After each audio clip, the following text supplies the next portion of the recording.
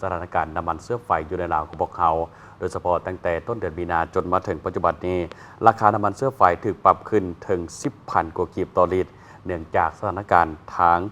ความรุนแรงอยู่ภาคพื้นตะวันออกกลางในระยะท้ายเดือนกุมภาพันธ์จนมาถึงปัจจุบันส่งผลให้น้ำมันเสื้อไฟโดยเฉพาะน้ำมันเอสซังธรรมดาและน้ำมันกระส่วนมีราคาสูงถึง 32,000 กีบต่อลิตรในปัจจุบันนับตั้งแต่เริ่มเกิดสถานการณ์ความรุนแรงอยู่ในภาคพื้นตะวันออกกลางตั้งแต่วันที่28กุมภาพันธ์2026เป็นต้นมาได้ส่งผลกระทบต่อการสนองน้ำมันเสื้อไฟไปหลายประเทศในทั่วโลกและเฮ็ดให้ราคาน้ำมันเสื้อไฟปรับตัวสูงขึ้นในแต่ละวันโดยเฉพาะอยู่สาธารณรัฐประชาธิปไตยประชาชนลาวของพวกเขาตั้งแต่เริ่มต้นเดือนมีนาคม2026เป็นต้นมาจนถึงปัจจุบันได้มีการปรับขึ้นราคาน้ำมันเสื้อไฟแล้วทั้งหมด3ครั้งโดยครั้งที่1ได้ปรับขึ้นในวันที่4มีนาคม2026เซนน้ำมันแอดซังพิเศษปรับขึ้น 1,120 กีบน้ำมันแอดซังธรรมดาปรับขึ้น890 กีบและน้ำมันกระส่วนปรับขึ้น 1,960 กีบต่อลิตรต่อมาในครั้งที่2ปรับราคาใหม่ในวันที่6มีนาคม2026น้ำมันแอดซังพิเศษปรับขึ้นอีก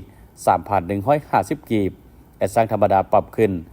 3,810 กีบและน้ำมันกระส่วนปรับขึ้น 7,380 กีบส่วนครั้งที่3ครั้งล่าสุดในวันที่10มีนาคม2026นี้ได้ปรับเพิ่มขึ้นอีกเซนน้ำมันแอดซังพิเศษปรับเพิ่มขึ้น 6,560 กีบน้ำมันแอดซังธรรมดาปรับขึ้น 5,030 กีบและน้ำมันกระส่วนเพิ่มขึ้น 3,550 กีบส่งผลให้ราคาน้ำมันเสื้อไฟในปัจจุบันพุ่งขึ้นสูงสุดเป็นครั้งประวัติศาสตร์ในนี้น้ำมันแอดซังพิเศษอยู่ที่ 38,130 กีบต่อลิตรน้ำมันแอดซังธรรมดาอยู่ที่ราคา 32,100 กีบต่อลิตรและราคาน้ำมันกระส่วนอยู่ที่ 32,860 กีบต่อลิตร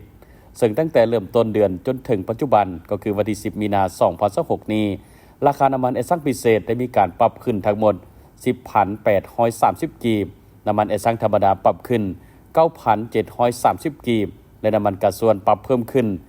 12,890 กีบสูงเป็นประวัติศาสตร์